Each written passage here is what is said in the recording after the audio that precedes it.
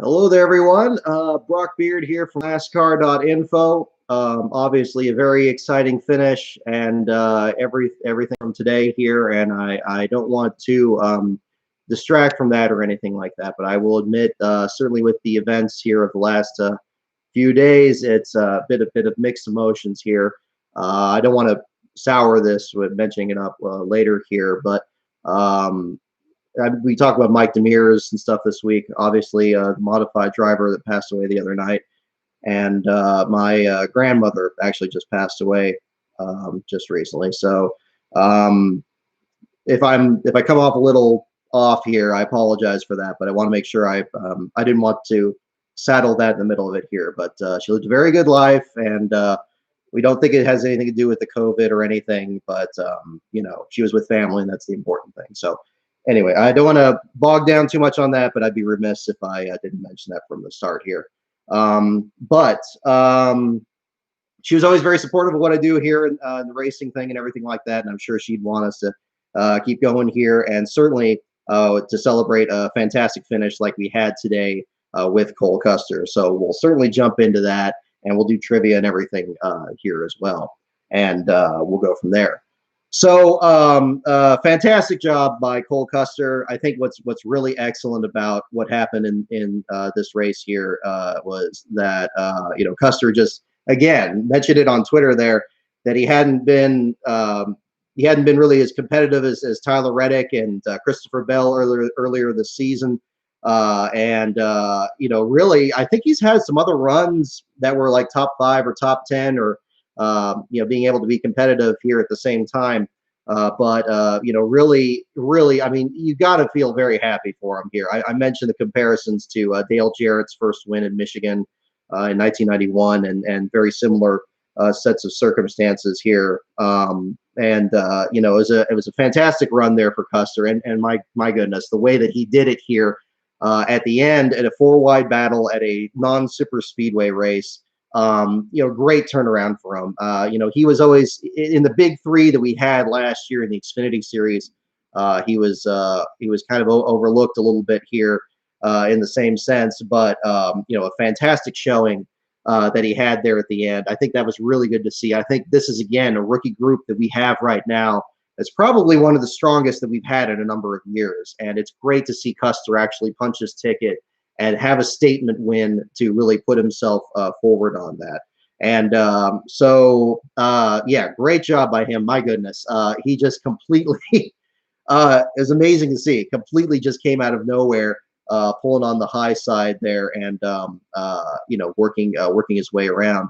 And certainly my goodness, to even beat his teammate Harvick, who by his own admission didn't have a very good car. Getting up there and getting a good run at the same time, I think that was really interesting to see. It is unfortunate, and everybody's right to point out that wasn't exactly the best Cup race that any of us would see. Certainly not compared to everything this year. It was a largely uninteresting race for much of it. Again, if you watch the 1991 race that Dale Jarrett won in, first 3/4 of that are pretty much unwatchable too, even for being a classic race back in the early 90s. Very different, very similar set of circumstances, actually. I remember reading some articles talking about that where people weren't really happy about how things played out in that, but a very different set of circumstances there. But I mean, really, great run for him, great run for the Stewart-Haas team, the 41 team. I know that there'd already been some concerns about how his performance had been this year, and it seemed to be off. But we saw this with Christopher Bell as well before the COVID break.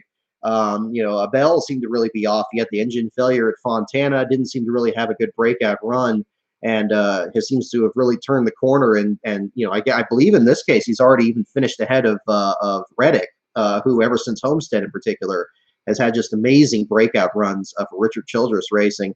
I hope that as the season continues on here, this is definitely a good sign that we see the three of them actually being competitive against each other. And we'll see how many of them end up in the All-Star race this Wednesday. Now that you have Custer punching his ticket and Reddick being very close as well, he should certainly be considered to be a favorite to do well in the Open race. Although he did end up in the wreck in the spring race here at Bristol just a few weeks ago. and Christopher Bell as well. We'll see how everything shakes out. I think, but whether the All-Star race or otherwise, I think looking at Texas and going forward from there, it's going to be a great group of here as well. I'm seeing the mentions in the comments. Again, I didn't want to front load this with too much of this kind of content here, but especially in light of Custer's victory. But again, you guys already mentioning Sean Beluso, who passed away at Langley Speedway last night. Certainly thoughts and prayers with their family as well. We talk again about driver safety in the sport, and how brave these drivers are to face what they face, and an awful set of circumstances. I understand that he had a incredible winning streak, and Brandon Godovic was one of the contenders that was racing against him. He actually just raced at the Indy Road course not long ago. I will admit I don't know much about him personally, Mr. Beluso, but you certainly can understand from one short track to another, the different stars that come up through the ranks and hope to perhaps be a person like Cole Custer winning today, trying to work their way up there. And in other cases, they could be an older driver that just remain a fixture at their local tracks. And Mr. Beluso seemed to certainly be symbolic of that, and his loss is certainly felt acutely by many within the sport. I know Ryan Vargas was very outspoken about that on Twitter earlier today. And then on top of all this, also, I mentioned earlier this week that I heard about Mike Demers passing away, the former crew chief of J.D. McDuffie. He was the crew chief in that Watkins Glen race in August of 1991. He and his wife Leslie gave fantastic interviews about certainly about their time in the sport and their time working with JD. And I didn't hear that he had passed away last fall. I should have had like a Google alert or something out there, but obviously their affairs were still getting in order, and I didn't hear about that directly right away. But Leslie called me on Wednesday. Said that she was very appreciative that the book had been published. She didn't even know the book had been published. Luckily, I sent a copy to her husband, and that turned up in the mail, and she said she wasn't able to put it down. So, and there's certainly a chapter, I believe chapter 6, talks about their particular roles in there, and I certainly hope that that brings back good memories on that. I ended up, but we talked about that. One reason I've been trying to get a hold of them for a while is they've actually produced, both of them produced the largest collection of the photographs, the fan club newsletters that Mike himself wrote, and the pictures that the both of them took. Those included the side shot of JD's car at Watkins Glen on the grid. That would not have existed if it weren't for the Demers family. I have the original copies of those. I would keep getting a hold of them, trying to get it sent back to them. And when I talked with Leslie, I brought that up, and I said, look, we talked with Mike and said at some point, we want to be able to bring these, these materials like some more permanent place. Like, if we did some kind of a center like Wendell Scott has that commemorates his memory, or something in the NASCAR Hall of Fame, perhaps. And I talked to her about that, and she very quickly said, I would be happy if you held on to them. And I really, if she's watching here, I really appreciate your generosity on that too. I'm certainly going to continue to take good care of that, and again, hopefully find a more permanent place for that. So the pictures that, again, both of them took, a lot of them have been scanned and already shared, and some number of them appear in the book as well. But hopefully, something can be done with that, the more permanent way looking forward, and that's another thing working on. So again, I'm reluctant. I don't want to make it too front end loaded on there, but I don't want to also drop that at the very end of the show and leave it on that note there. So I don't want the whole show to be like that, but it certainly, I would be remiss without bringing that up. I know there was the other short track race with the driver that was unconscious, and I guess there's other news reports coming in about that as well, and hopefully more information there. Unfortunately, some things kind of come together and at unusual times, and that's certainly the nature of it. But through all this, again, is the passion for racing, the passion for competition at its best, and what these drivers deal with in their sport and everything. And so we'll certainly continue on here and talk more about what was a stacked weekend at the Kentucky Speedway this week, but again, mindful of everything else that's happening on the side there. If I'm forgetting anything else from that, certainly don't hesitate to mention it in the comments, and we'll certainly talk about that. In the Cup Series race today, we'll go back into that again with Custer's run and everything. An unusual last place appearing at the back of the field. Ryan Preece with his second consecutive last place finish unofficially, pending the results of inspection. Looking for his third of the season, depending on how things shake out with that. Preece having a transmission issue that put him behind the wall. Earlier in the race, Timmy Hill had a loss of electric power on the car, apparently after the belt to the alternator fell off. It ultimately drained one of the two batteries on board, almost drained the other one, shut the module or the screen off inside the car. Had to go behind the wall for several laps. Got to give props over to Carl Long's team of Motorsports Business Management. I know that about a year ago, we did coverage about Carl Long's effort with Joey Gase, where the 66 car spent several laps behind the wall and had a similar issue where they couldn't diagnose an issue with the engine and ultimately fell out. We ended up following a lot of that issue where they couldn't get the person that was the engine specialist from the hotel to the track in time, being Las Vegas and traffic and everything else happening on. That was certainly a challenge on top of it. But again, these are some hardworking guys, and that'll certainly be something I'll emphasize in the article when we get that posted up later tonight, talking about not only Ryan Preece, but the efforts to get Timmy Hill back on the track. Hill ultimately falling out of the race towards the end of the event. I believe still ended up finishing in the 37th spot, the 38 car field that we had today, and a different set of circumstances from that. But that'll be definitely something to talk about. But really in general, I mean, certainly one thing you look at from this race today is, the aero package is just not working at these 1.5-mile tracks. And Matt Kenseth was very quick to mention that on his own radio. So if you're hearing it from the drivers over the public radio, you know that there's already been grumblings about that from other drivers and the teams as well. And so there's been a lot of that going on. Speaking of the rookie battle, it was a shame to see John Hunter Nemechek wreck towards the end. Kind of reminded me of the issue he had back at Darlington, where he had a great run in the Sunday race and then wrecked on the Wednesday race. Faced a similar situation there. But his teammate, Michael McDowell, flirted with the top 10 for much of it. Did he still finish there? I got to pull up the results. I'm not seeing them currently refreshed on Racing Reference. If he didn't, he was certainly pretty close to it at the time. Where was that? Okay, looks like he dropped.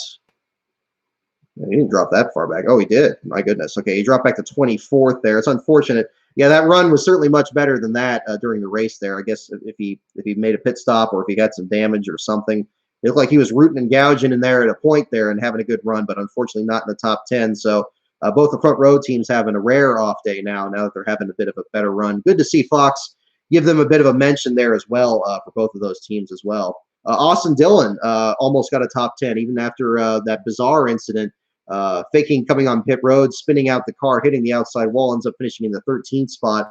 Better run than he could have had. Denny Hamlin was about 28th for most of the beginning of the race, ends up in the 12th spot unofficially.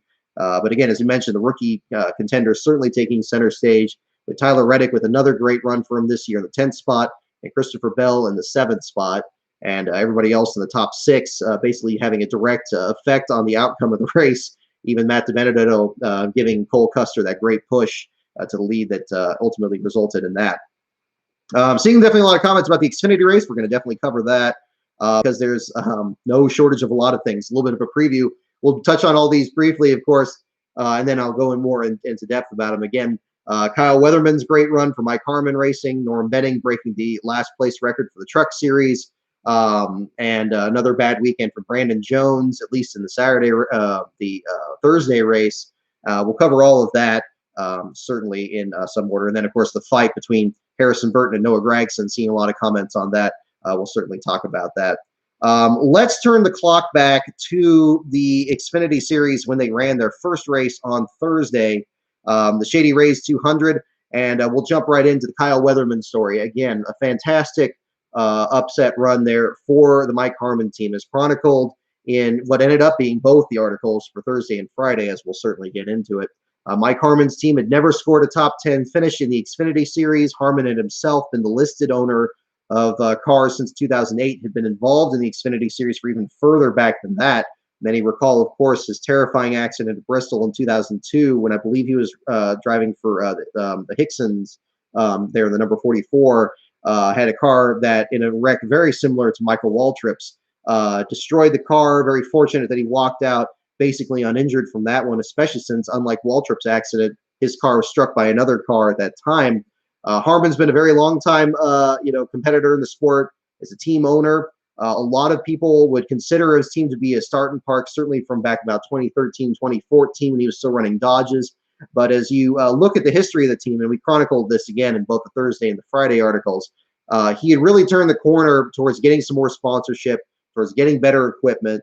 A lot of them are more patriotic initiatives. After he did the Truckers Last Mile organization for commercial truck driver organizations, you certainly see the Charlie Daniels organization, the Journey Home Project, among other, the Shadow Warriors Project, other sponsors that have come on board for that team. So they've really been able to get that team some more attention. The Veterans Motorsport deal that's already been worked on. They've really been making a lot of progress. And Harmon himself started having some better runs there, where he wasn't really a frequent feature on the Last Car website, and had been working his way to being about a 30th place team, and then maybe on the verge of getting top 25 runs before drivers like Kyle Weatherman and Bailey Curry came on board. So, and those are stories that I certainly love to follow there. I mean, and I like to give as much attention to that as possible, so that, again, the stories aren't entirely negative and just focusing on the last place battles. And Harmon's was a perfect example of that. Coming into this year, Joe Nemechek again coming on board with now 2 cars in the stable there, not just the one primary number 74 car. Rick Ware collaborating with what was the number 17 team last year. Harmon taking over a bigger portion of that, and then that ended up becoming the 47 that Weatherman is driven for. Weatherman at earlier this year seemed to really have some difficult runs there, mechanical issues the first couple of races he was in. But then after the return of the season, after the COVID break, Weatherman comes back in there, competes actually for stage points in stage 1 of both the Homestead races for that doubleheader weekend. Had mechanical issues and I believe a fire in the second race that ultimately resulted in him not having a finish that reflected how well he was doing. Bailey Curry, his teammate, having a top 20 stretch through Bristol and some of the other races leading into that. And the both of them actually having some very consistent runs. Curry having the 22nd place finish the day that Weatherman broke through. So him having the 2 15th place finishes at Pocono. Of course, there were a lot of wrecks there. The 15th place finish at the Indy Road Course, a lot of unpredictability there with limited practice. But still, regardless, getting those finishes. And then he comes in, he's about 13th to 15th for a lot of the Kentucky race on Thursday. Get a late race restart, and he shuffles his way from into the 10th spot, and then ultimately to the 8th spot as another wreck unfolded further back in the pack with Justin Allgaier and other drivers there. But Weatherman getting a well-deserved 8th place finish, a fantastic run. Again, congratulations for Mike Harmon's team. And again, for following last place teams and talking about somebody that maybe is a driver that can only afford to run a few laps in 2014. 6 years later, they stay in it and they work their way up there. That's definitely something that we like to see. And I can't really say enough about how impressed I am with the run the Weatherman had, in spite of the fact that he ended up finishing last the next day, starting 8th in that race, slid up the track, hit the wall. Unfortunately, they now have to bang the dents out of that car to get ready for Texas this week. But we've seen that so often. We mentioned that with John Hunter Nemechek and the doubleheader at Darlington, and to have a great run one day and a bad run the next. That's just the nature of the sport, and it doesn't take away from the great run that he had. And it gave us another opportunity to really talk more about Harmon's team. So again, that ends up being the big feature from both the Thursday and the Friday races. Of course, Austin Cindric sweeping the victories in both those races. Great run for him, a great response after his jump the start issue at Indianapolis last week. Riley Herbst getting a 2nd place run in the Thursday race. That was good to see as well. Brandon Jones was looking to bounce back from another first lap disaster for him, getting collected in a wreck with Jeb Burton on the Thursday race. He looked like he's about to get the top 10 finish, then unfortunately spins out and backs into the outside wall. So an unfortunate deal for the number 19 team. Justin Allgaier ended up being hospitalized after the Thursday race. It seemed like it was about the impact in the wreck. It turned out that it didn't have anything to do with that he had a high resting heart rate there, that they were just inspecting him. I don't know if that was about heat exhaustion or anything. Certainly, again, in the summer, that's something to keep an eye on. but it was good to know that he was released from the hospital and was able to compete in the Friday race. And I believe he bounced back from losing a lap earlier in the race to get a decent finish there. So that was certainly a good story as well. Anthony Alfredo had a great run in the number 21 car through much of this. Unfortunately, wasn't able to pull a victory off in either of those events, but a decent run there. Daniel Hemrick was knocking on the door of what would have been his first victory as well, having a second place a run there towards the end to match his run to Christopher Bell a few years ago. But Cindric just not to be denied. The Fords just had the ground covered. Really compared to like the Cup Series race we saw earlier today, the Fords being strong again. But Weatherman's run there again, mentioning how good that was. Unfortunately, we had that big wreck there in the Thursday race. It certainly knocked people for a loop there. Timmy Hill was among those drivers involved. There was a bit of a scary bit of footage there where it looked like the window net had come down on the 61. But certainly Hill was able to be okay after that, compete in the Toyota Camry that they ended up running in the Friday race, then again competing into the Cup Series race earlier today. Again, unfortunate that they had the problem with the alternator and the battery and losing power in that sense, but having a good recovery from there. Tommy Joe Martin's looking to still try to recover a best run that they could possibly get. Unfortunately, rear gear issues of the Thursday race. As I look at the bottom five here, another good story that got talked about between both these races, especially on Thursday, was that of Colby Howard. He had a last place run, I believe it was at Bristol in the Xfinity Series earlier this year. Howard had a great run going as well before Weatherman's run on Thursday. And the 15 team and JD Motorsports, they've been knocking on the door of great runs this whole time. Obviously, Howard had that great run at Pocono with the other JD Motorsports guys and trying to get a good finish. Ultimately ended up getting in a tangle there with Alfredo, dropping him down to the 32nd spot there. But Howard, another one to watch. And another driver, incidentally, where they're making die-cast of his car, at least pre-ordering it. Both himself and Ryan Vargas, who've been sharing rides in the number 15 car, they showed up there right along with Kyle Weatherman there in the 47. So it's good to see a lot of these small teams at least trying to get their exposure out there. I know that did not produce thread is always there, but if you're always interested in that, the Plan B sales site and others have more details on that. Looking again to the Friday race, again, unfortunate deal for Brandon Jones. He gets the 30th spot after the deals with that. Myatt Snyder drew the pole after the inversion, ends up finishing in the 32nd spot. Weatherman out on the first lap with the accident. First lap continuing to be treacherous, certainly on the Xfinity Series side, continuing from the issues that we've seen at Pocono. I didn't see it so much at Indianapolis, but very easily could have on the road course. Stephen Light in the bottom five in both races. Chad Fincham with electrical issues. Motorsports Business Management just struggling with some other deals. Probably explains why the battery that they were looking for Timmy Hill's team was on the Xfinity hauler. Had a lot of mechanical issues they had to deal with. A fuel pump issue for Stephen Light listed in the 34th spot. Obviously, we saw fuel pump issues for Timmy Hill himself back at Martinsville when he had a great run there, and unfortunately that went by the wayside. A lot of mechanical issues there, but again, you can't emphasize enough how much they've been able to put up the fight there at Carl Long's team and have as good of a run as they've been able to have. And then mentioning Tommy Joe Martins as well, after the mechanical issues they had in the Thursday race, recovering to get a 27th place finish, even though it was laps down to the race winner, still finished the race under power. So some progress there, finishing ahead of other teams like Jimmy Means' team and other teams that struggled there at the beginning of the race. But certainly a great runs for Austin Cindric.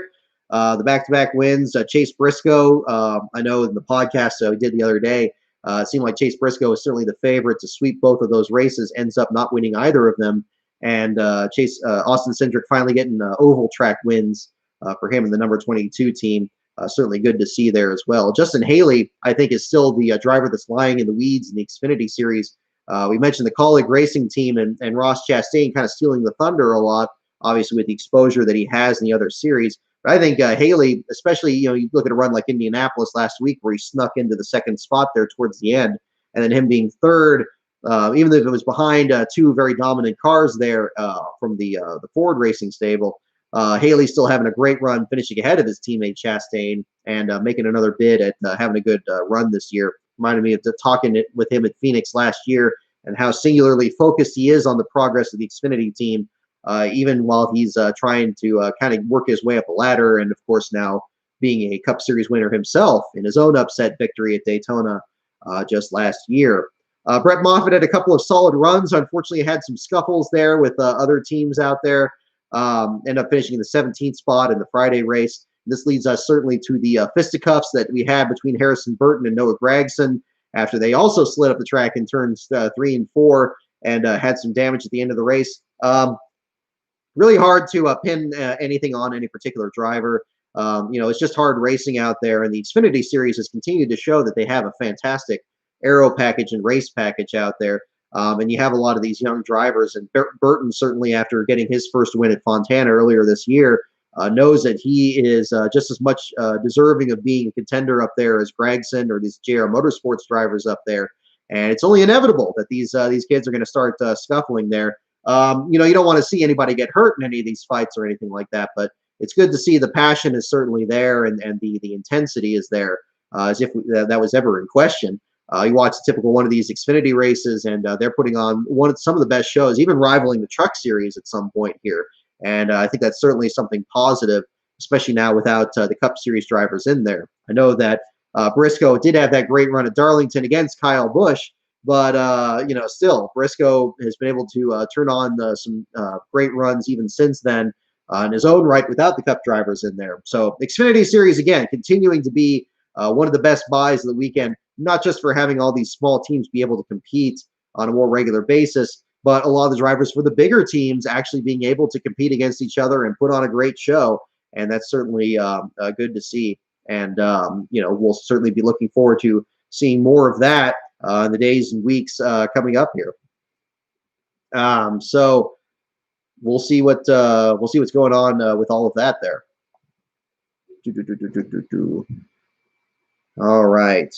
Garrett Smithley, very quietly, good recovery. Apparently, he reported he had a small fire behind one of the wheels there that caused him to be stopped on the track in the Thursday race. Came back in the Friday race with the same car and finished in the 16th spot.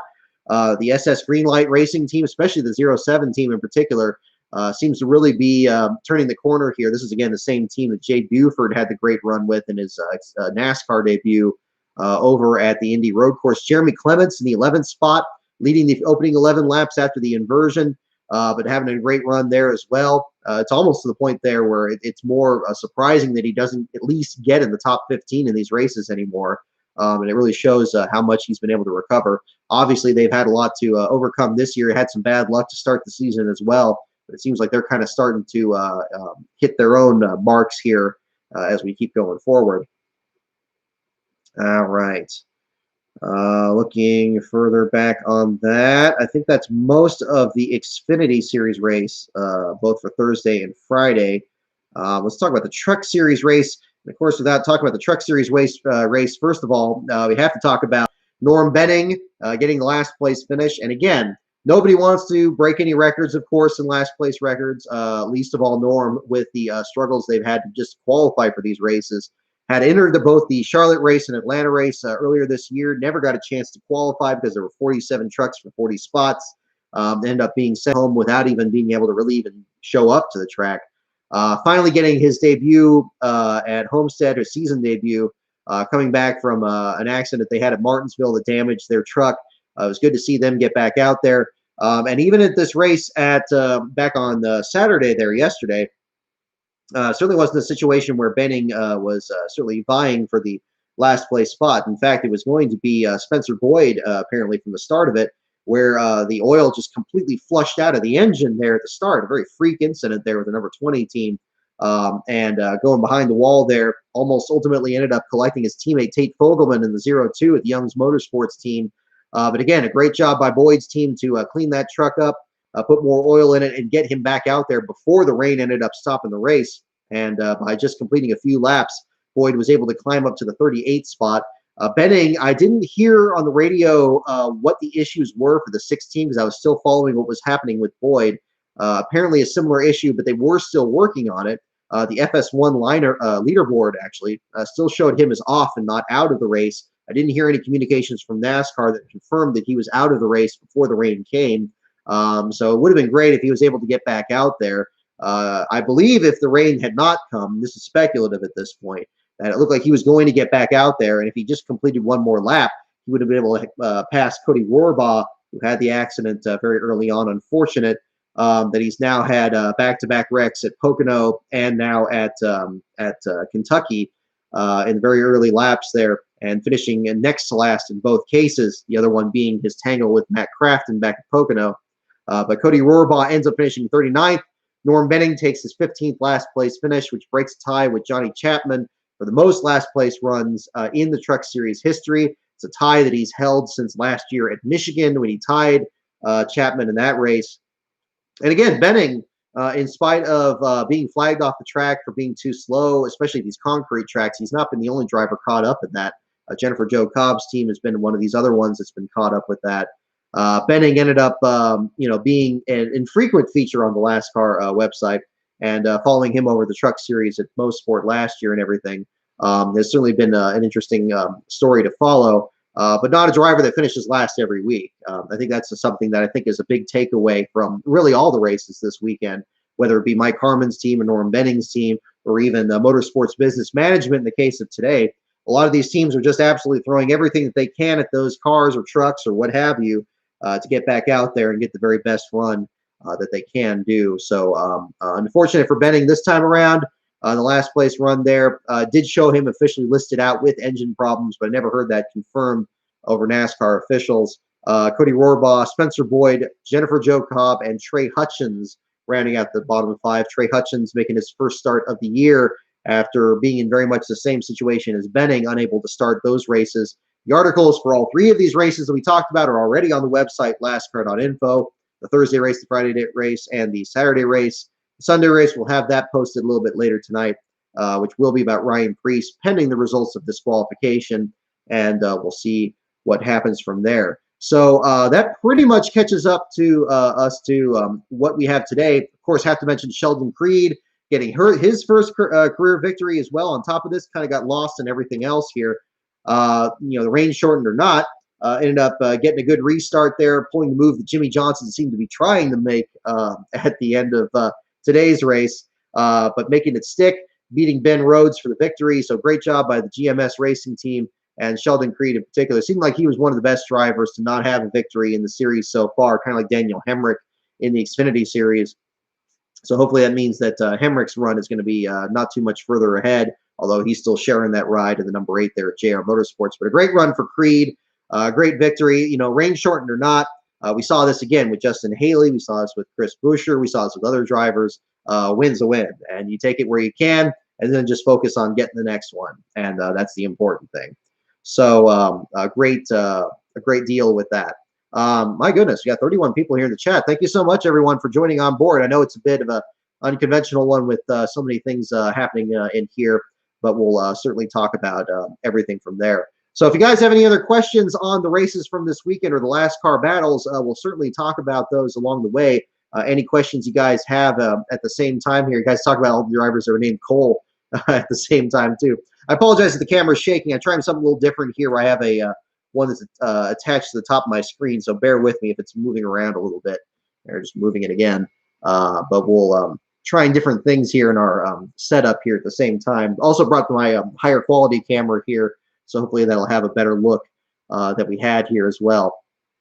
We'll go into our trivia segment. Our trivia segment was quite fun the other night. For those of you who weren't here in our live stream after the premiere of the new version of 3 Before February, and again, a big thank you to everyone for supporting that video. It's done very well, and I know a lot of people have been sharing comments on that and spreading that around. Thank you so much for your contributions on that, and for making sure that video gets out there. I'm pleased that it looks more like an actual film than just a long YouTube video. That was the biggest thing I really wanted to change on that.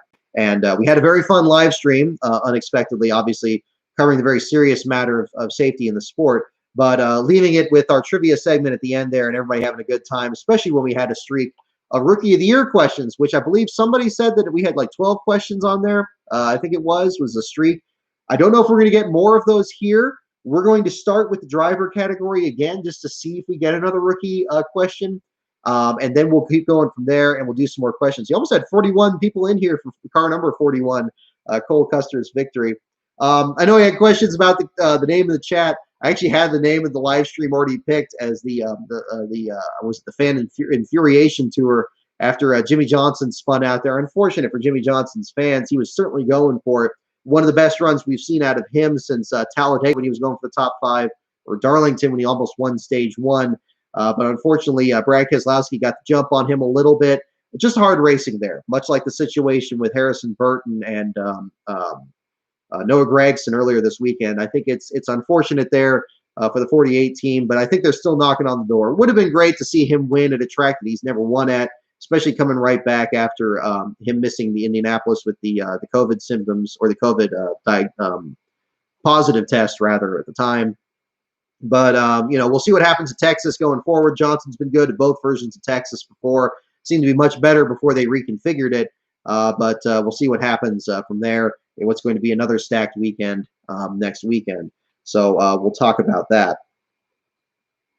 Alrighty. And our next driver question. Our next driver question on here. What driver won back-to-back NASCAR Winston Cup titles in 1990 and 1991? It is not a Rookie of the Year question. So our next question is not a Rookie of the Year question. Andrew Hayes, I see your comment here about, how fitting the rookie questions. Maybe it saw something coming forward last Tuesday. Who knows? Thoughts on the restructured schedule? It's unfortunate to not see Watkins Glen on the schedule. I know that it's really pretty much the most popular venue in terms of sellouts. I know Charlie Birch, a good friend of ours, again from the JD project there. That's his big weekend out there for his home track, much like mine over at Sonoma. It stinks to not have both permanent road courses on the schedule this year, and that we're going to have to be satisfied with the Daytona Infield Road Course and Indy like we had last week, and then the Roval for the Cup Series in the fall. I'm open to, it's an unfortunate situation, but hopefully the Daytona Infield Road Course is going to put on a good show. I don't know how good it's going to be. Hopefully it'll be as good as what we saw at Indy, but I think that would be something to see there. But the answer is indeed Dale Earnhardt is the correct answer on that. For that. Alrighty. Okay, I'm just doing one more driver question to see if we get another one on that, but that'll be something. Yeah, ARCA at the Daytona Infield Road Course, that is going to be fun to watch. I'll tell you what. I don't know if I have that MAV TV channel, but I'm going to be looking it up for sure. If at all possible, that's going to be fun to see. But that'll be interesting to see going forward.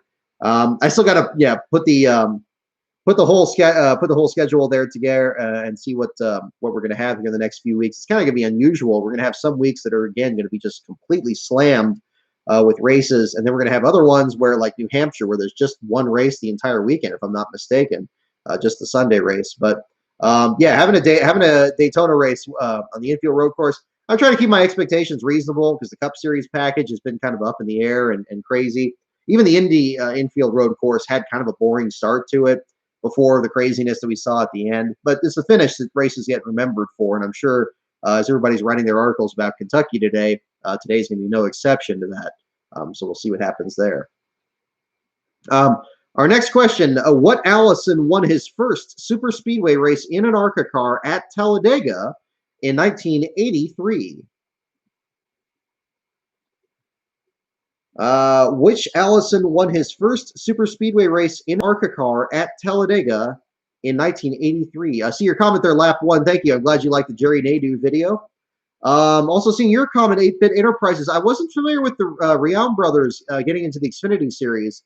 I know that the Josh Riam himself had been in the Xfinity series with RSS Racing when they did some start and park runs, but I wasn't familiar with their team getting into Xfinity. I mean, the more teams, the better. That's my passion for sure. You get more teams out there, it makes the other teams that are already there work that much harder because these upstarts try to get into it.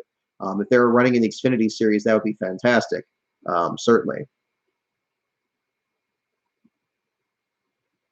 Alrighty. Yeah, Corbin Forrester further back in the lineup there with that. What Allison won his first super speedway race in an ARCA car at Talladega in 1983? That is our next question.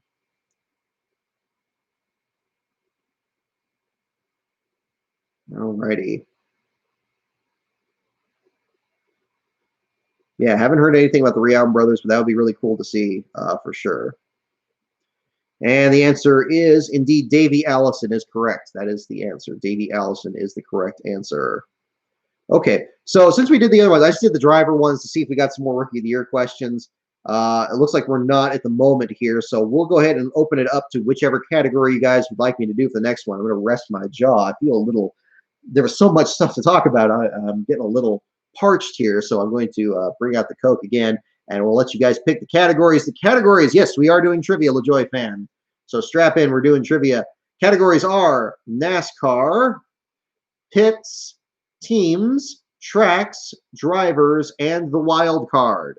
Those are our categories again: NASCAR, pits, teams, tracks, drivers, and the wild card. Whoever wants, oh, looks like we've got several for the wild card. Looks like that's going to be the one. Nobody suspects the wild card.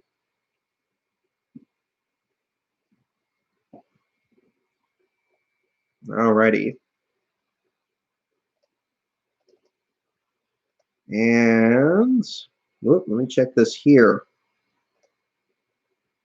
While we're waiting here, before we get the first question, we're going to do the wild card for this one here.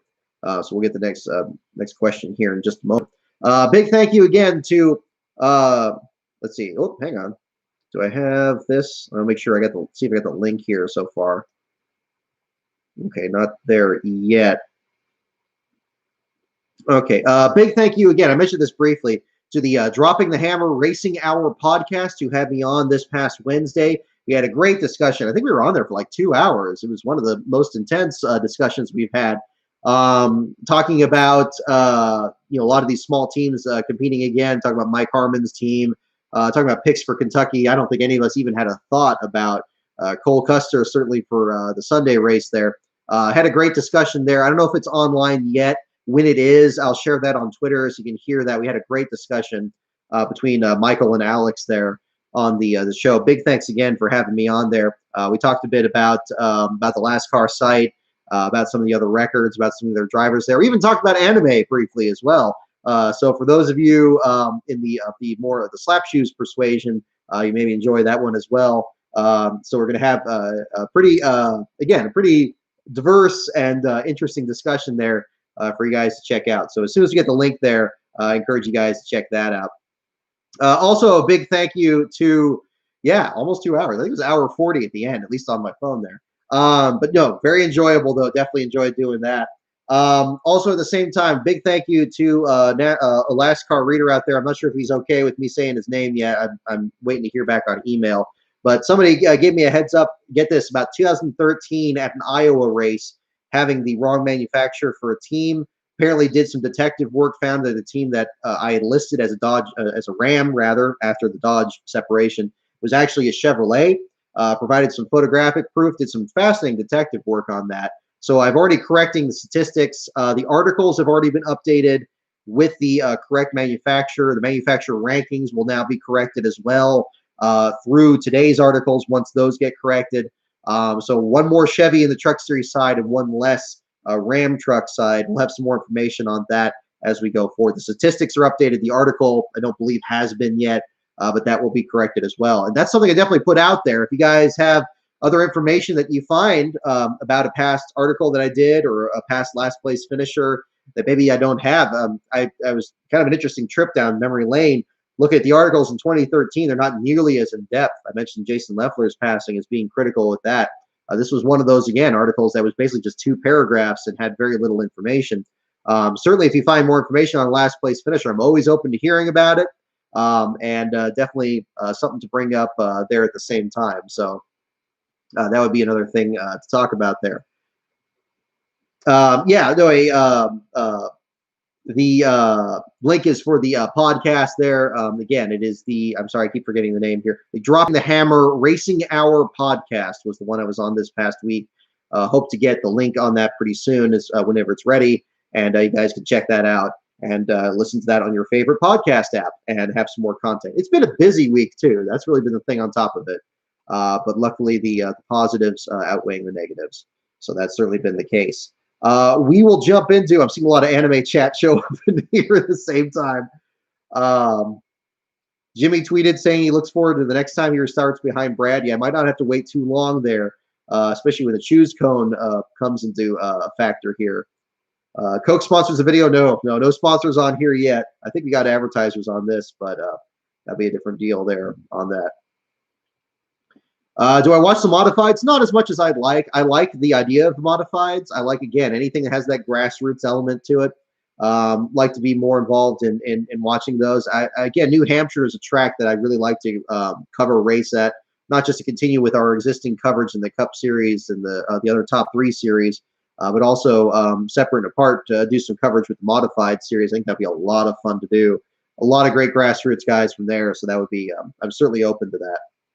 You're heading out to New Hampshire for the race, 8-bit? Right on. Oh, fantastic. If you get any pictures, this goes for any of you guys out there. If you get any pictures of the last place finishers, don't hesitate to send them to me, either by Twitter DM. My DMs are always open, or by email, whichever you prefer. Always love those. It just occurred to me I didn't post a picture of the 20 truck going behind the wall. I think Chris Knight or Matt Weaver posted it this week. It didn't end up being last place finisher, but still good to catch that moment of the 20 truck going behind the wall. So anything else you catch from that will do. I know some of you guys are waiting for trivia, so I don't want to hold you guys up too much here. So we'll get the next question. This will be for the wild card category.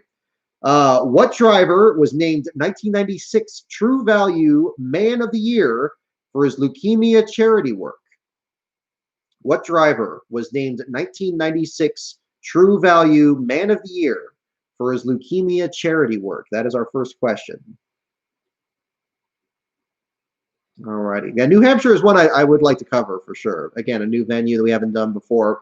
Certainly with the work that we've done with the documentaries and everything, it seems like that would be a good way to round that out, especially now that we've done Watkins Glen. Our schedule is still up in the air. I'm waiting in particular to see when they're going to let media into the infield. That's going to be the big difference there. Other than that, I don't really see the point in actually covering a race just from the press box. I know that works for a lot of people, but for me in particular, and what I do, it's actually easier to just be at home and just listen to it on the radio. So we're going to be doing that for the foreseeable future here until things change. And then the first chance we get, we're going to start getting something set up there and hopefully get the ball rolling on that as well. What driver was named 1996? What driver was named 1996 True Value Man of the Year for his leukemia charity work? You have guesses for Jeff Gordon and Ernie Irvin. Any other guesses here? Rick Hendrick. Yeah, I would count Rick Hendrick in there. He did drive briefly on the road courses there. So that would be another one to talk about. And we'll jump in there. And the answer is Jeff Gordon, indeed. Jeff Gordon. So tie in with Hendrick Motorsports and their leukemia promotions there, especially after Rick Hendrick's medical situation that he dealt with in the late 90s, for sure. Jeff Gordon is indeed the correct answer. Oh, okay. Now here's an interesting one. That last one was interesting too, but this one's interesting also. What Florida city was Bobby Allison born in? What Florida city was Bobby Allison, head of the Alabama gang, born in? A Florida question. Those of you from the Sunshine State may have a leg up on this one. Tallahassee, Miami, Naples. It's my opinion on the 96 NASCAR championship season. That was one of a couple years that I didn't follow the sport as closely. 96 and 97, my memory of it is a little bit more spotty. You know, between I was kind of checking other things and kind of doing other stuff at the time there. I really didn't get back into like doing a weekly thing until maybe 98 into 99. But seeing it in the hindsight, looked like an exciting championship to miss, certainly. Terry Labonte pulling off that title in the home stretch there, beating Jeff Gordon. Gordon being as heavily favored as he was. A fantastic battle there. And certainly falls into legend for Terry Labonte fans and fans of the old school drivers in general. I guess you could really consider that to be kind of the last stand of a lot of these veteran drivers. Well, maybe not the last stand of it, but maybe the beginning of the end of it. Where 96 you had Terry Labonte, then you had Jarrett finally getting his championship, and Bobby Labonte at the turn of the millennium. That would be one on there too. All righty. Whoop. Okay, hang on. Let's get the answer to this question here. What Florida city was Bobby Allison born in? And the answer is Miami. Miami, LaJoy fan 32. Looks like you got it. Oh, and Taylor Watson, you got it first. There you go. Miami is the correct answer. You know, I might still use the tripod for future ones here. I don't like the camera moving around this much here, but we'll experiment with that going forward. We're still checking our layout here at the headquarters here, a little different, but we'll probably have this look different again looking forward. Okay. What color was Dale Earnhardt's first race car? Is our next question. What color was Dale Earnhardt's first race car? Is our next question. Alrighty. It says electrical issues is the official reason now for Timmy Hill. Crash damage took out John Hunter Nemechek. Everybody else under power in the Cup Series race, again, pending the results from technical inspection. Ryan Preece again listed. And mentioning also this on top of everything else, the record 159 laps complete for him, most laps complete by a Cup Series last place finisher at Kentucky. Regardless of if anybody is disqualified, that record will still stand. So that would be another one there as well. And you guys got it correct. The answer is indeed pink. Pink is the correct answer. There we go. Didn't Wise and TMG throw it back to Darlington? Close to be some metal. I think they ran the Orange Army car in that one, and they ran the 30 car because they were going to run that or the Country Time car, the Michael Waltrip ran. I really hope they were going to do the Country Time one because if they ran yellow rims, that thing would have looked really cool. Unfortunately, the Army car was good too because you got not just a tie-in with Earnhardt, but also I believe with Ty Scott when he ran it briefly. Or was it Ty Scott or was gosh, it was some other driver that was really big at the time. I'm trying to remember without looking it up. Gosh. Was it Joe Milliken? I don't know if it was Milliken. It was one of those. But yeah, the orange car with the Incredible Bank one. That was the one. Yeah. Alrighty.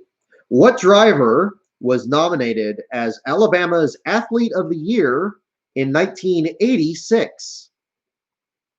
What driver was nominated as Alabama's Athlete of the Year in 1986? We're getting a lot of Alabama questions tonight. Maybe we'll have a streak of that going today. I don't know, like our Rookie of the Year one.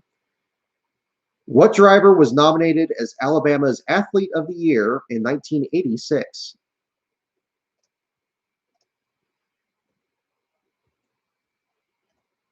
Yeah, I'm going to pull up Racing Reference here about the Earnhardt car. What do we got here?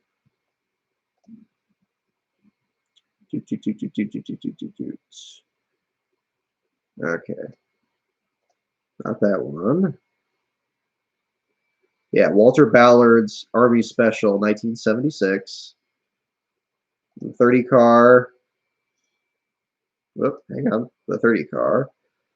Okay, yeah, Ty Scott did run it. Okay, he ran it at Daytona in 76. Walter Ballard himself ran it. Bruce Hill, Terry Bivens, and then Bivens mostly at the end of the year. Okay, so Scott was among those in the 30 car. Okay, so it does honor kind of more drivers than just Earnhardt. I mean, obviously that's the name that stands out the most from the others, but that would be another one. Okay, the answer to the question is Steve Grissom. Wow, didn't see that one. Wait a minute. Hang on. Did it say 1986?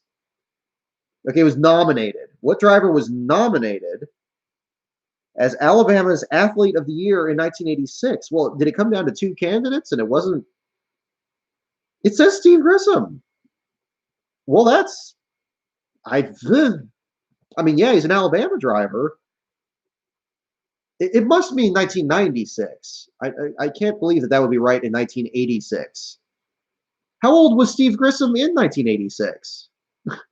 Okay, let's do a little digging here, folks. Let's do a little digging and find out. If this thing has gone the direction of the Bill Elliott car of giving some erroneous answers here, we may be in for something here. Okay, he was born in 1963, so in 1986, he was like in his early 20s. So, okay, he was 23. Okay, he played football. Came out of nowhere like Cole Custer. Exactly. Maybe that's our theme today. Yeah, nominated Okay, he was nominated as Alabama's Athlete of the Year. Okay, well, Athlete of the Year. Okay, so he played football too. You mentioned Andrew. Okay, maybe that was it. So I guess was he that good in football? I mean, that's astounding.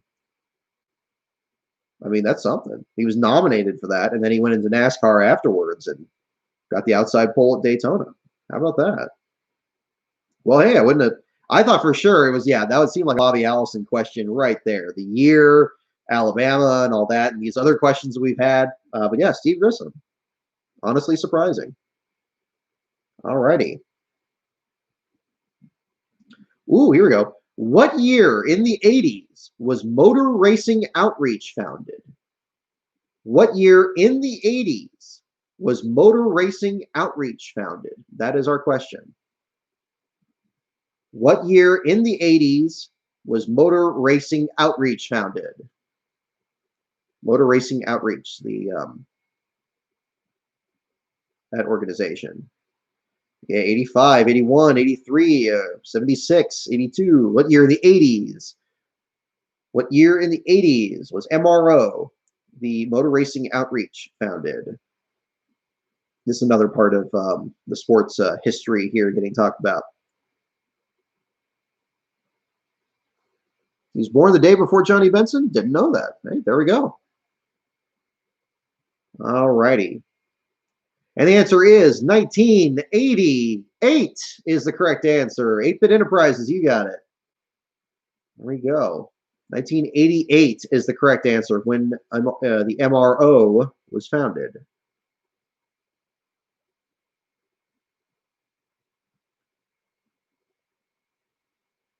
Here we go. Alrighty. Oh, here we go. Here we go. Here we go. This is one of those questions like what color was Richard Petty's belt buckle on, January 4th, 1963 kind of question or something. This is a good one. Whose daughter made a scoring error in a race Richard Petty won after 503.44 miles? Let's break this one down. There's a lot of parts to it. Whose daughter made a scoring error in a race Richard Petty won after 503.44 miles? So what we're looking for is a person's name whose daughter was a scorer who incorrectly showed Richard Petty winning after 503.44 miles. So whose daughter? I assume it's asking for a driver. It could be any other person. It could be a driver's wife. It could be a team owner. It could be anything there. This is really wide open, so don't be hesitant on your guesses. It could be anything on here. Whose daughter made a scoring error in a race Richard Petty won after 503.44 miles? It could conceivably be the daughter of like an official or somebody even larger in the sport. Yeah, no clue. No clue. Whose daughter? Not the name of the daughter, but which person's daughter? There's a lot packed into this. Whose daughter made a scoring error in a race Richard Petty won after 503.44 miles? I hope we don't have 12 questions like this. That would get to be really hard to chew on here, I'll tell you what. Okay, Big Bill, Dale Inman, Earnhardt, Bill France, Lisa France Kennedy. Yeah, if it's a driver's daughter, therefore it's a driver's wife's daughter. Yeah, it doesn't tell us which race at all. No, it does not. I'll read it one more time. Whose daughter made a scoring error in a race Richard Petty won after 503.44 miles? So you got different mileage on there. So you got to think about, how you would divide a lap up to a certain number of laps to get you an extra 3.44 miles. Yeah, any other guesses on this? I'm going to let this one sit for a little bit longer. I'm taking our sip. We'll find out here. All righty. Yeah, I have no clue either. Not the foggiest. I'm thinking maybe it's going to be Richard Petty, and then it's going to be just a complete reversal of fortune here. And the answer is Richard Petty. Richard Petty. So Richard Petty's daughter incorrectly scored her father as winning a race by 503.44 miles. The answer is Richard Petty. Wow, what? Taylor Walston, you got it, man. Richard Petty is the correct answer. Yeah. See, again, these trick questions. Don't you just love a good trick question? It doesn't warn you because that would make it a trick question, but there you go. Thad's mom did it. Yeah, maybe. Maybe. Again, interesting one to bring up. Yeah, it sounds like the error included extra laps. I was wondering if it was going to show him as a deficit to somebody else and made up the deficit, but no, it's not the way that read. So, alrighty. Here we go. Here's a loaded question. What driver is known as the last of the old-time independents?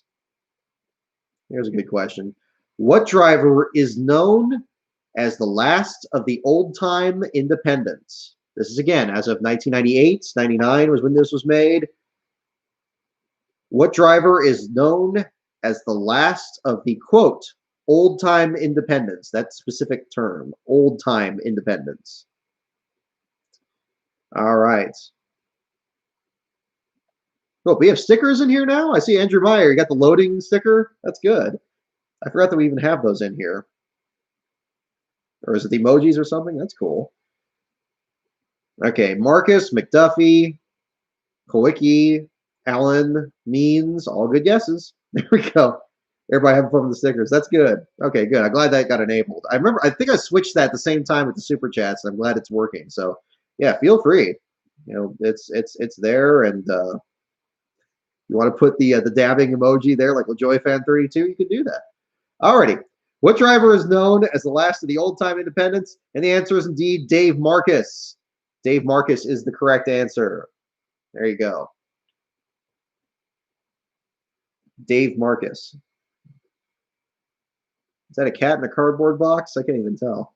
I've never used these in another. I haven't done too many live streams here on YouTube, but that would be another one. Alrighty, Dave Marcus indeed. It looks like a lot of you guys got that. LaJoy Fan, you got it. You got it first there. Isaac McKissick, you got it. David C., you got it. Jack Garland. There you go. Dapper Dave, exactly, Ian. Alrighty. Here we go. What driver was levitated by a magician before the 1998 Las Vegas 400? Las Vegas question. What driver was levitated by a magician before the 1998 Las Vegas 400? Yeah, get that one. Don't Google it. Just try to guess it. What driver was levitated by a magician before the 1998 Las Vegas 400? What driver was levitated by a magician before the 1998 Las Vegas 400? All right, we've got guesses for Darrell Waltrip. That'd be a fun one. Mark Martin, Rusty Wallace, Gordon, Irvin, Burton, Dale. Does sound like something DW would do. Yeah, absolutely. And what was it? NASCAR Man put up the thing where Mark Fine, the old pit reporter from TNT, got sawed in half by Larry McReynolds. That's fun. That's a fun clip. What driver was levitated by a magician? Was it Bill Weber before the 1998 Las Vegas 400? Michael Waltrip, Shauna Robinson. These are all good guesses. The answer, Ernie Irvan. Andrew Hayes, you got it, man. I think you're the one that guessed him. Ernie Irvan is the correct answer.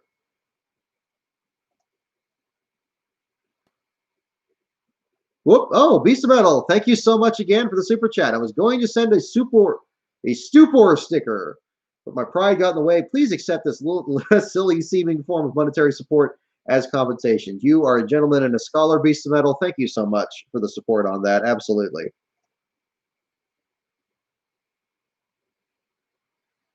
Absolutely. Alrighty. Ernie Irvan is indeed the correct answer. There should be a stupor sticker. I mean, it could be like a person like staggering along or something. I like that. That would be good.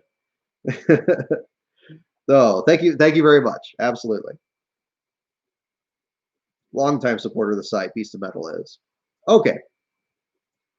Alrighty, next question here. What was the first Ivy League school graced by a Jeff Gordon and Ray Evernham lecture? Oh, a TED Talk with Jeff Gordon and Ray Evernham.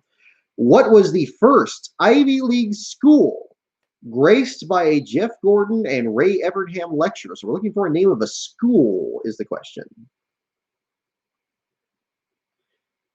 What was the first Ivy League school graced by a Jeff Gordon and Ray Evernham lecture? MIT, Clemson, Harvard. Good guesses. There we go. You guys are sharp. Well, at one point or another, we'll reach the bottom of this. Hopefully, Tiger Electronics or whoever is still around is going to make another one of these, or we'll get some more trivia questions. I know you guys gave me some leads a while back there about other places where you can get some more questions, and we'll certainly look into that if it becomes necessary. But right now, we're still good on this, and we're still humming along. What was the first Ivy League school graced by a Jeff Gordon and Ray Evernham lecture? And the answer is Princeton. Princeton is the correct answer. Wouldn't have guessed that one. Princeton. MIT is a very good guess. Princeton is the correct answer. It's possible they were at these other ones like Cornell or, yeah, you guys have there. Cornell, Clemson, the other ones. Princeton is exactly the answer among Ivy League colleges specifically. Make sure my fan's on. The heat is getting a little hotter here on the thing. We'll keep an eye on that as we go along here. We'll do a few more questions here. It might be a shorter show tonight, but we'll buzz right through it here. Princeton, yes, is the correct answer. Who began his announcing career at age 14 on a dirt track in Vermont? Who began his announcing career at age 14 on a dirt track in Vermont? That is our next question. Who began his announcing career at age 14 on a dirt track in Vermont?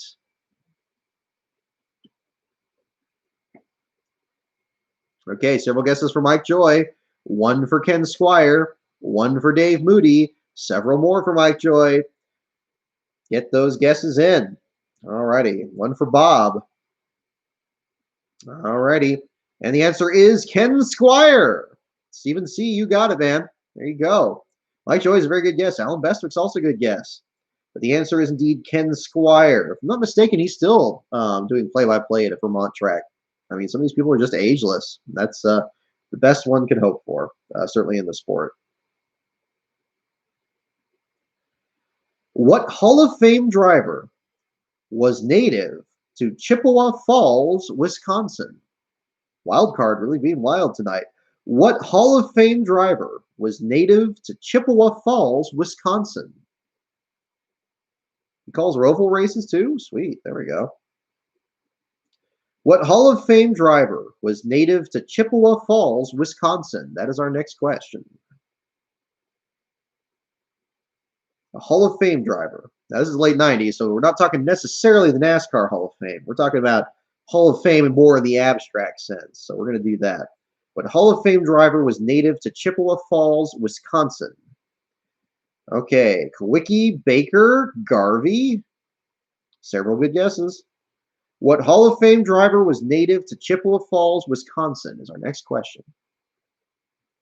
Mike Biscuits and Garvey. That was a fun nickname. LaJoy fan 32 going with the throwback nicknames. I like it. Sounds like Dick Trickle. Yeah, there you go. What Hall of Fame driver was native to Chippewa Falls, Wisconsin? The answer is Marvin Panch.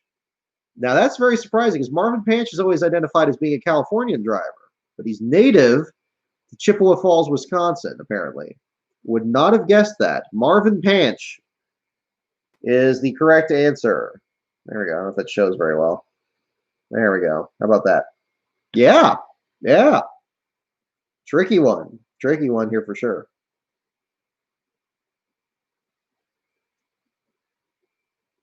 All righty. We'll do a couple more here and we'll wrap up here pretty soon. What hometown boy has major fan support in Norwalk, Connecticut? Another nor'easter question. Any of you in the New England area, you might be making bank on this one tonight. What hometown boy has major fan support in Norwalk, Connecticut? That is our next question. Kick in the pants. I like it. Here you go. What hometown boy has major fan support in Norwalk, Connecticut? That is our next question. Yeah, it seems like Stefanik. That's a good guess. We've had mostly Cup driver questions on here, although we've had some Busch questions. So it's possible it's branching out. What hometown boy has major fan support in Norwalk, Connecticut? Yep, Nadu is the Fury from Danbury. You're dang right. And the answer is Randy LaJoy. LaJoy fan 32. I thought you were going to get that one. Goodness. James Sykes. Yep, you got it right under the gun there. Randy LaJoy. There you go. Very close. Very close. Randy LaJoy. There you go, bud. Randy LaJoy. Alrighty. Fury from Danbury. Exactly. That's what it's all about. Alrighty. What rookie started all 26 NASCAR Busch Series races in 1996? That's our next question. What rookie started all 26 NASCAR Busch Series races in 1996? That is our next question. If it tricked me too, and it was saying Norwalk, Connecticut, I kept thinking Chad Little, and I'm like, no, that's West Coast, and it's like Connecticut, and it's like, yeah, then they do, and obviously that's not the same town, so then yeah, so it was a tricky one. What rookie started all 26 NASCAR Busch Series races in 1996? Park, Benson, Hornaday, Park, and Benson. Any other guesses here? What rookie started all 26 NASCAR Busch Series races in 1996? Those of you new to the sport, this is the current Xfinity series, of course, the former Busch Series, as it was known before it was even the Nationwide Series. Glenn Allen. I think, did we have this question before? It sounds familiar a little bit. Wasn't Benson Senior? He was rookie in 94. What rookie started all 26 NASCAR Busch Series races in 1996? And the answer is Glenn Allen Jr. Taylor Walston gets the answer. Glenn Allen Jr. is the correct answer. I think we did have that one before. That looks familiar. But regardless, good call, Taylor Walston.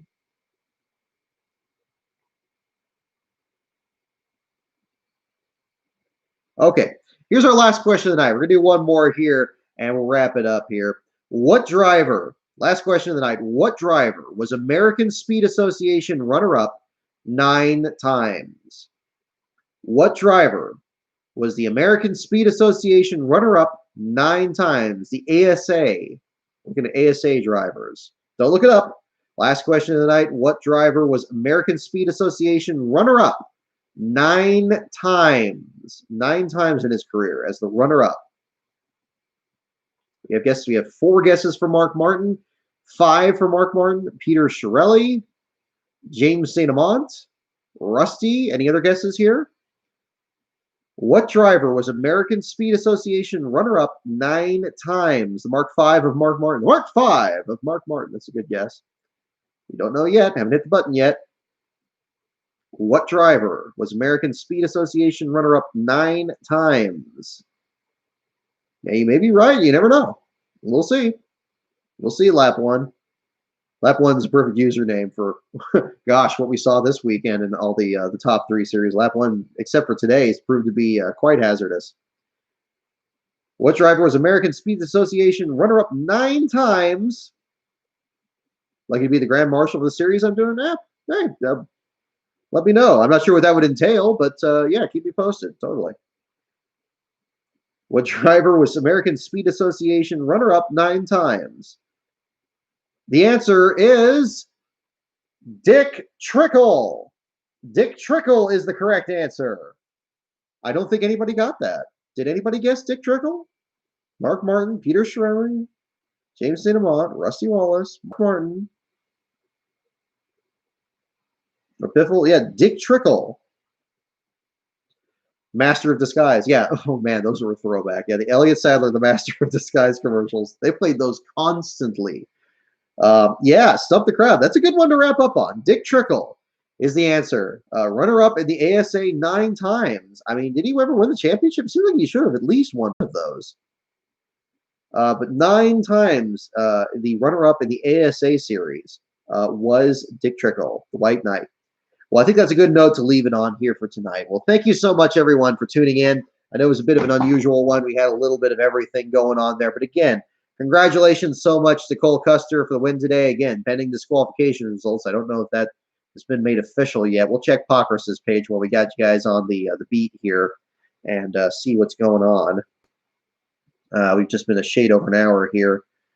We got the playoff grid. Oh, no, we do have it. 9 minutes ago, Cup Tech is complete. We do have a call. No issues. Repeat, no issues. Cole Custer officially the winner of his first ever Cup Series race, posted 9 minutes ago. That means it is going to be a Ryan Preece article for the second race in a row. Again, thank you so much, everyone, for tuning in. We had a little bit of everything on there. Congratulations again to Kyle Weatherman for his great run on Thursday for Mike Harmon's team. Norm Benning, now the leader in Truck Series last place finishes with 15 in his career. Timmy Hill's team coming back out there after early issues with his team, much like the number 20 team did, what Spencer Boyd did yesterday. A lot of gusto and guts from these small teams out there, as well as some very impressive names up front and towards the front here.